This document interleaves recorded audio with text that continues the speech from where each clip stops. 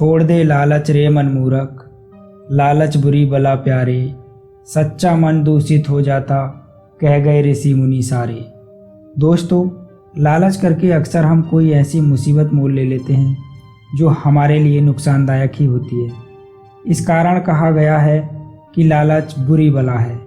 कोई भी लालच ज़्यादा समय तक नहीं टिक पाता। एक न एक दिन उस लालच का दुष्परिणाम सामने आना ही होता है। कभी कभी अधिक लालच व्यक्ति के सोचने समझने की शक्ति को नष्ट कर देता है। व्यक्ति लालच के चक्कर में उससे होने वाले नफ़ा नुकसान के बारे में नहीं सोचता है। अगर हम किसी लालच के जाल में फंस भी गए हैं तो समय रहते उससे बाहर आ जाएं। अगर हम समय रहते लालच की प्रवृत्ति को त्याग देंगे तो शायद हम लालच के दुष्परिणाम से भी बच सकते हैं। तो दोस्तों, आज हम आपको लालच से जुड़ी भगवान बुद्ध की एक कहानी सुनाएंगे। कहानी शुरू करने से पहले यदि आपको गौतम बुद्ध की कहानी सुनना पसंद है तो आप हमारे इस चैनल को सब्सक्राइब करके बेल नोटिफिकेशन को ऑन कर लें ताकि आपको भगवान बुद्ध से जुड़ी ऐसी ही प्रेरणादायक कहानियाँ सुनने को मिल सकें। तो आइए अब हम कहानी को शुरू करते हैं। बहुत समय पहले की बात है। एक बार गौतम बुद्ध एक पेड़ के नीचे बैठे हुए थे और अपने शिष्यों को लालच से जुड़ी एक कहानी सुना रहे थे। वह कह रहे थे कि एक समय की बात है, सागर के मध्य में एक द्वीप पर एक टूटी फूटी झोंपड़ी थी जिसमें एक मछुआरा अपनी पत्नी के साथ रहता था। मछुआरा नित्य जाल लेकर सागर तट पर जाता और मछलियां पकड़ कर लाता। वह जो भी मछलियां पकड़ता सिर्फ निर्वाह के लिए होती थी। मछुआरा बड़ा ईमानदार और मेहनती था। एक दिन उसने अपना जाल डाला और जब उसे खींचा तो उसे कुछ भारी सा महसूस हुआ। वह मुश्किल से जाल को खींच पा रहा था, पर जाल को बाहर निकालने पर उसने देखा कि उसमें सिर्फ एक छोटी सी सुनहरे रंग की मछली थी। लेकिन वह कोई साधारण मछली नहीं थी। वह मनुष्य की आवाज़ में बोली, हे मानव, मुझे मत पकड़ो, मुझे नीले सागर की गहराइयों में ही रहने दो। मैं तुम्हारा उपकार कभी नहीं भूलूंगी। तुम्हारी यदि कोई इच्छा हो तो बताओ, मैं उसे पूरा अवश्य करूंगी। यह सुनकर मछुआरा सोच में पड़ गया। उसने कहा, मुझे तुमसे कुछ नहीं चाहिए, जाओ निर्भय होकर नीले सागर में ही विचरण करो। यह कहकर उसने मछली को वापस सागर के जल में ही छोड़ दिया। जब वह घर लौटा तो उसकी पत्नी ने पूछा, आज कितनी मछलियां पकड़ी? कुछ नहीं, आज तो सिर्फ एक छोटी सी सुनहरी मछली जाल में फंसी थी जिसे मैंने वापस सागर में ही छोड़ दिया। वह मनुष्य की आवाज़ में बोल रही थी, मुझे छोड़ दो, बदले में कोई इच्छा हो तो बताओ, मैं उसे पूरा करूंगी। मैंने उससे बदले में कुछ भी नहीं मांगा और उसे छोड़ दिया। मछुआरे ने ऐसा कहा। यह सुनकर उसकी पत्नी क्रोधित होकर बोली, अरे मूर्ख, भाग्य खुलने का एक अच्छा अवसर आया था, तुमने उसे व्यर्थ ही जाने दिया। कम से कम खाने के लिए रोटी तो मांग ही ली होती। सारा दिन सुबह से रात तक वह उसे बुरा भला कहती रही। आखिर मजबूर होकर मछुआरा सागर तट पर सुनहरी मछली से रोटी मांगने के लिए गया। सागर के किनारे खड़े होकर उसने जोर से आवाज़ लगाई, मछली, ओ सुनहरी मछली, जरा मेरे पास आओ। उसकी आवाज़ सुनकर सुनहरी मछली किनारे पर आई। उसने मछुआरे से पूछा, बोलो क्या चाहिए तुम्हें? मछुआरे ने कहा, मेरी पत्नी मुझ पर बहुत नाराज़ हो रही है, उसने मुझे तुम्हारे पास रोटी मांगने के लिए भेजा है। मछुआरे ने कहा। मछली के आश्वासन पर मछुआरे ने घर पहुंचकर देखा कि सचमुच वहां पर रोटियों का ढेर लगा हुआ था। पत्नी ने कहा, घर में रोटियों की कमी नहीं है, पर कपड़े धोने वाले टब में छेद हो गया है। जाओ, सुनहरी मछली से कपड़े धोने वाला नया टब भी मांग लाओ। मछुआरा पुनः सागर तट पर गया। उसने आवाज़ लगाई, मछली, ओ सुनहरी मछली, मेरे पास आओ। आवाज़ सुनकर वह सुनहरी मछली किनारे पर आई और मछुआरे से पूछा, अब क्या चाहिए तुम्हें?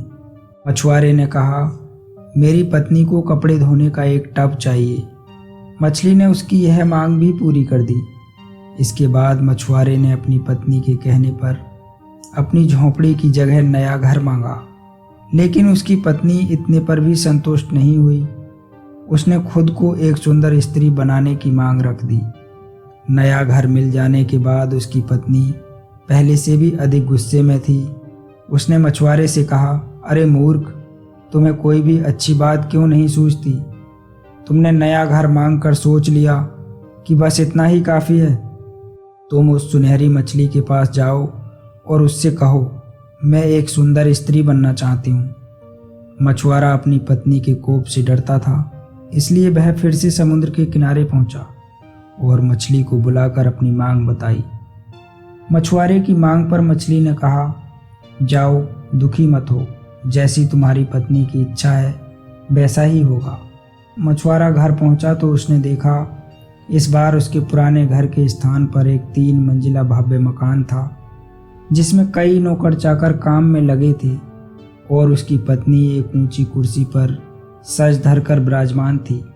उसने अपनी पत्नी से कहा, कैसी हो मेरी सुंदर पत्नी? पत्नी यह सुनकर गुस्से में आग बबूला होकर चीख पड़ी, अरे बेशरम, मेरी जैसी सुंदर स्त्री को अपनी पत्नी कहने की तुम्हारी हिम्मत कैसे हुई? नौकरों, इधर आओ, इस व्यक्ति को पकड़कर 40 चाबुक लगाओ, जिससे इसके होश ठिकाने आ जाएं। आदेश पाकर नौकर दौड़ते हुए आए और उसकी गर्दन पकड़कर खींचते हुए अस्तबल में ले गए। वहां उसे चाबुक से इतना मारा कि वह बड़ी मुश्किल से खड़ा हो सका। इसके बाद उसकी पत्नी ने कहा, अब से तुम इस घर के नौकर हो। यह कहकर उसने एक झाड़ू थमाकर पूरे घर की सफाई का कार्य सौंप दिया। बेचारे मछुआरे का जीवन नर्क हो गया। मछुआरा सारा दिन सफाई में ही लगा रहता। गलती होने पर उसकी पीठ पर चाबुक लगाए जाते। वह सोचता, कैसी स्त्री है ये, अच्छे दिन आने पर अब मुझे अपना पति भी नहीं समझती। कुछ दिन बाद उसने पुनः मछुआरे को बुलाया और कहा, जाओ, उस सुनहरी मछली को फिर से कहो कि मैं अब रानी बनना चाहती हूँ। मछुआरे की मांग पर सुनहरी मछली ने उसकी पत्नी को रानी बना दिया। मछुआरा अब घर वापस आया तो उसने देखा कि उसके पहले वाले घर के स्थान पर सोने का भव्य महल था। सैनिक महल के चारों तरफ निगरानी कर रहे थे। उसकी पत्नी रानी की तरह रतन जड़ित पोशाक में महल से बाहर मनोरम दृश्य को निहार रही थी। धीरे धीरे उसे रानी की जिंदगी में भी ऊब महसूस होने लगी।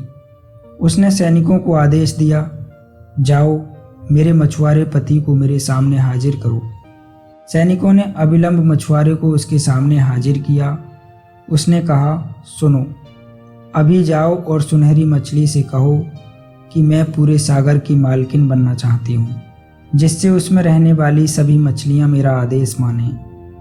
मछुआरे ने उसकी बात मानने से इनकार कर दिया, पर स्त्री की धमकी के आगे उसका इनकार व्यर्थ ही रहा। अतः बेबस होकर वह पुनः तट पर गया और सुनहरी मछली को आवाज़ देने लगा। इस बार सुनहरी मछली नहीं आई। उसने फिर आवाज़ लगाई। वह बहुत देर तक पुकारता रहा। तब कहीं सुनहरी मछली उसके पास आई। उसने आते ही पूछा, बोलो, क्या चाहिए तुम्हें? तब मछुआरे ने दुखी स्वर में कहा, मेरी पत्नी का लालच धीरे धीरे बढ़ता ही जा रहा है। अब वह सागर की मालकिन बनकर मछलियों पर राज करना चाहती है। यह सुनकर सुनहरी मछली ने इस बार मछुआरे को कुछ भी नहीं कहा। वह पीछे मुड़ी और सागर में जाकर विलुप्त हो गई। मछुआरा वापस पत्नी के पास गया। उसने देखा कि महल के स्थान पर अब पहले की ही तरह एक टूटी फूटी झोंपड़ी है। नौकर चाकर, सैनिक व बाग बगीचे सभी गायब हो गए हैं। झोंपड़ी के अंदर उसकी पत्नी फटे पुराने कपड़ों में दुखी होकर बैठी है। उसे अपने किए पर बड़ा पछतावा हो रहा है। मछुआरा व उसकी पत्नी दोनों पहले की तरह जीवन यापन करने लगे।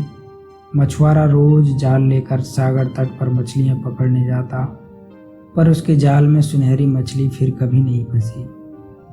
साथियों, यदि आपको ये कहानी अच्छी लगी हो तो प्लीज़ इसे लाइक करें, शेयर करें, और यदि अभी तक आपने हमारे चैनल को सब्सक्राइब नहीं किया है तो प्लीज़ आप हमारे चैनल को सब्सक्राइब भी करें।